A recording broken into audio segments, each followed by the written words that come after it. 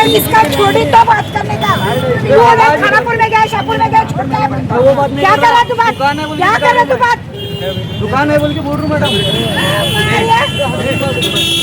इसका देखिए, उसमें देखो, मैं जिधर जा रही हूँ उधर अगर नहीं निकाली तो बात करने का। जिधर मैं कहीं नहीं और निकाले नहीं बोले तो बात ನಾ ಬಂದಾಗ ನಾ ಕೇಳೋದಿಲ್ಲ. ನಾನು ಆಗಿ ಹೊಡೆದ ಹೋಗಕ್ಕೆ ನಮ್ಮ ಇಂಜಿನಿಯರ್ ಬಂದ್ರೆ ಸರಳ ಹೋಗಿಬೇಕು. ನಾ ಬಂದ್ರೆ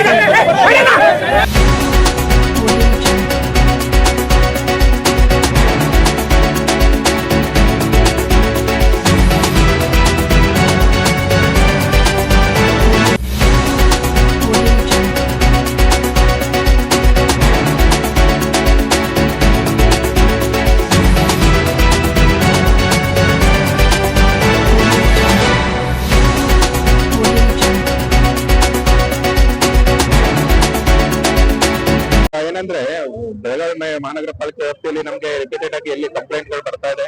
ಆ ಒಂದು ಇದರಲ್ಲಿ ನಾವೀಗ ತೆರವು ಕಾರ್ಯಾಚರಣೆಗಳನ್ನ ಫುಟ್ಪಾತ್ ತೆರವು ಕಾರ್ಯಾಚರಣೆಯನ್ನ ಹಮ್ಮಿಕೊಳ್ತಾ ಇದೀವಿ. ಈಗ ಈ ಸತಿ ಇಲ್ಲಿ ಏನ್ ಅನ್ಗೋಳ್ ಮೈನ್ ರೋಡ್ ಇದೆ, ಈ ರೋಡ್ ನಲ್ಲಿ ರಿಪೀಟೆಡ್ ಆಗಿ ಶಾಲಾ ಮಕ್ಕಳಿಗೆ ತೊಂದರೆ ಆಗ್ತಕ್ಕಂಥದ್ದು ಮತ್ತೆ ಮಹಿಳೆಯರು ನೈಟ್ ವರ್ಕ್ ನಲ್ಲಿ ಓಡಾಡುವಾಗ ತೊಂದರೆ ಆಗ್ತಾ ಇರ್ತಕ್ಕಂಥದ್ದು ಒಂದು ಕಂಪ್ಲೇಂಟ್ ಬಂದಿತ್ತು.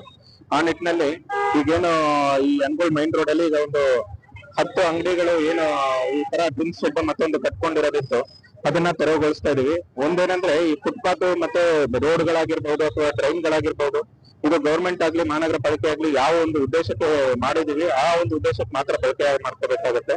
ಈ ಫುಟ್ಪಾತ್ ನಲ್ಲಿ ಈಗ ಎನ್ಕ್ರೋಚ್ಮೆಂಟ್ ಮಾಡ್ಕೊಂಡು ಈ ರೀತಿ ಟಿನ್ ಶೆಡ್ ಮತ್ತೊಂದು ಸ್ಟ್ರಕ್ಚರ್ ಗಳನ್ನ ಹಾಕೊಂಡಾಗ ಏನಾಗುತ್ತೆ, ಅದರಲ್ಲಿ ಟ್ರಾಫಿಕ್ ಸಮಸ್ಯೆ ಉದ್ಭವ ಆಗಬಹುದು, ಮುಂದೆ ಆಕ್ಸಿಡೆಂಟ್ ಆಗಬಹುದು. ಈ ರೀತಿ ಜನರಿಗೆ ಸೇಫ್ಟಿ ಇರೋದಿಲ್ಲ. ಈ ನಿಟ್ಟಿನಲ್ಲಿ ನಾವೇನು ಜನರಲ್ಲೂ ಕೂಡ ಕೇಳ್ಕೊತೀವಿ ಅಂದ್ರೆ, ಈಗೇನು ಫುಟ್ಪಾತ್ ಆಗಿರ್ಬಹುದು, ರೋಡ್ ಆಗಿರ್ಬಹುದು, ಡ್ರೈನ್ ಆಗಿರ್ಬಹುದು, ಇದು ಯಾವ ಉದ್ದೇಶಕ್ಕೆ ನಾವು ಕಟ್ಸಿದೀವಿ ಅದನ್ನ ಅದೇ ಉದ್ದೇಶಕ್ಕೆ ಬಳಸ್ಕೋಬೇಕು ಅಂತ ಕೇಳ್ಕೊತೀವಿ.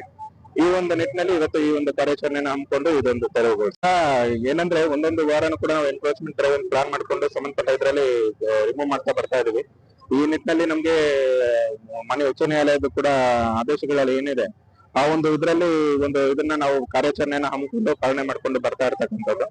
ಈ ಒಂದು ವಾರ ಇವತ್ತು ನಾವು ಅನ್ಗೋಳ್ ಮೈನ್ ರೋಡ್ ನ ಪ್ಲಾನ್ ಮಾಡ್ಕೊಂಡಿದ್ದೀವಿ. ಇದಾದ ನಂತರ ಈಗ ನೆಕ್ಸ್ಟ್ ಖಾನಾಪುರ ರೋಡ್ ಅಲ್ಲೂ ಕೂಡ ಕೆಲವೊಂದು ಇದನ್ನ ನೆಕ್ಸ್ಟ್ ಅಲ್ಲೂ ಕೂಡ ಹೋಗ್ತೀವಿ.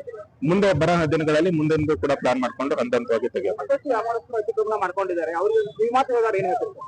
ಒಂದೇನಂದ್ರೆ ಈಗ ಏನು ಫುಟ್ಪಾತ್ ಆಗಿರ್ಬೋದು, ರೋಡ್ ಆಗಿರ್ಬೋದು, ಇದು ಯಾವ ಉದ್ದೇಶಕ್ಕೆ ನಾವು ಪಾಲಿಕೆಯಿಂದ ಮಾಡಿರ್ತೀವಿ ಅಥವಾ ಜನರಿಗೆ ಯಾವ ಉದ್ದೇಶಕ್ಕೋಸ್ಕರ ಗವರ್ಮೆಂಟ್ ಇಂದ ಕೊಟ್ಟಿರ್ತಾರೆ ಅದೇ ಒಂದು ಉದ್ದೇಶಕ್ಕೆ ಬಳಸ್ಕೋಬೇಕಾಗುತ್ತೆ. ಇದೊಂದು ಎಚ್ಚರಿಕೆ ಅಂತಾನು ತಿಳ್ಕೋಬಹುದು. ಏನು ಫುಟ್ಪಾತ್ ಅಲ್ಲಿ ಏನಿದೆ ಈ ರೀತಿ ಬ್ಲಾಕೇಜ್ ಗಳನ್ನ ಮಾಡ್ಕೊಂಡಿರೋರು ತಾನಾಗ್ ತಾನೇ